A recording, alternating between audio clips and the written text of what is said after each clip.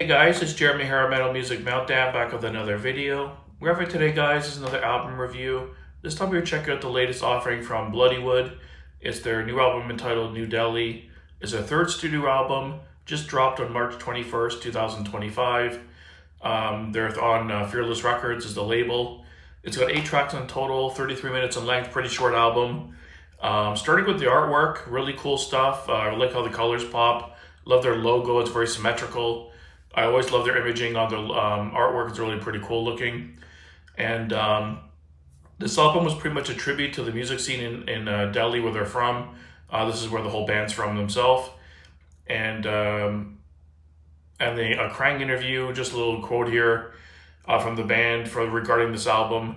We always try to advocate for things that are close to us. With New Delhi, we wanted to let the world know that there's a thriving music scene, not just metal, in India, but which is on par with what's happening in the world. And the first single, New Delhi itself, is a love letter from us to the city. So it's just kind of bringing their tradition more front in the forefront on this album, and it's pretty solid album. Comparing it to the previous album, I think I might prefer the last album a little bit more. I find the songs a little bit more memorable. I found, because I'm kind of used to their sound now from the previous album, I'm starting to find their music to sound a little samey.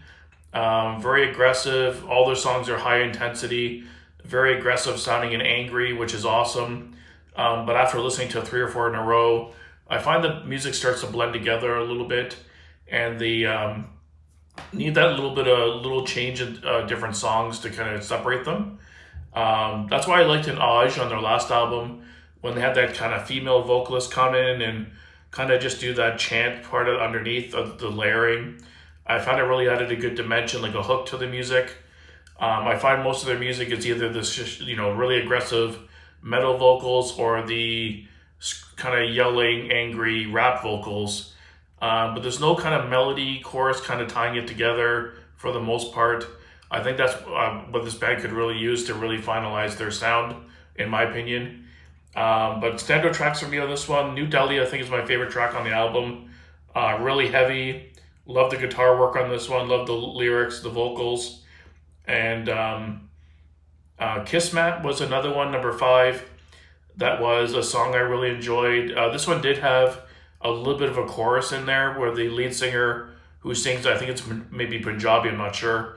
But he did have kind of more of a cleaner vocal and more melodic kind of vocal approach to the chorus.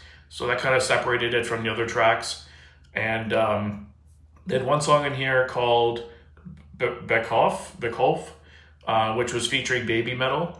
I'm not a big fan of Baby Metal in general, but the thing I did like about this collaboration was the vocals from the Baby Metal girls just added that kind of melodic hook that the music needs to kind of cut through the heaviness and the intensity of the down-tuned guitars and the rapping and the intensity. I think that's one thing the band's missing from their sound, is just kind of a melodic hook that kind of cuts through the intensity. But overall, I still really enjoyed the music, very heavy. I liked Hut a lot. I liked the one with Baby Metal I enjoyed because it had more of the hook in it. So probably Hut, Kismet, and New Delhi were my 3 favorite tracks on the album. I don't think there's really any track I really didn't like on the album. But like I said, sometimes when you're used to their sound, it does kind of start sounding a little samey at times. But they do layer the music really well. They infuse their traditional elements really well. And I found on this album, they definitely used a higher level of traditional instruments. You could hear it definitely higher in the mix and more prominent in the music. I found on the last album, they infused the drums in there, and maybe that, it's not a flute, but it's like whatever their version of the flute is called. They would have instruments in there doing kind of like a melody or something. But I found on this album, there was a lot more traditional elements kind of blended in than there was on the previous album. And they, like I said, they fuse it really well. It does sound really good still. It's heavy, it's aggressive still. But I would just wish they had that hook, that kind of like, not pop, but kind of more melodic hook to kind of cut through the intensity. Like I said, I'm not a biggest fan of nu metal in general, but these guys execute it really well. And yeah, if you want something different, very fresh sounding, something different from what you hear normally even nowadays. And if I got a guy like me who doesn't like nu metal for the most part at all, to listen to them and kind of dig it, they're doing something right. You can definitely hear their influences on this album along with the previous album. I know bands they were heavily into were like Linkin Park, Korn. I think Rage Against the Machine was another one.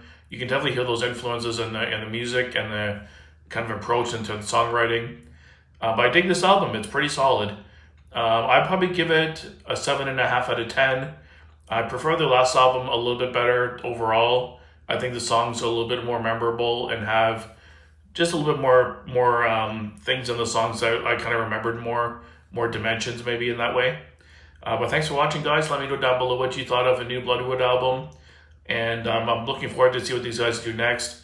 I really would like them to see them have them like another, maybe a second vocalist or maybe a female vocalist would be really cool. Like I said, just to kind of cut through that intensity and add a little bit more melody to their music.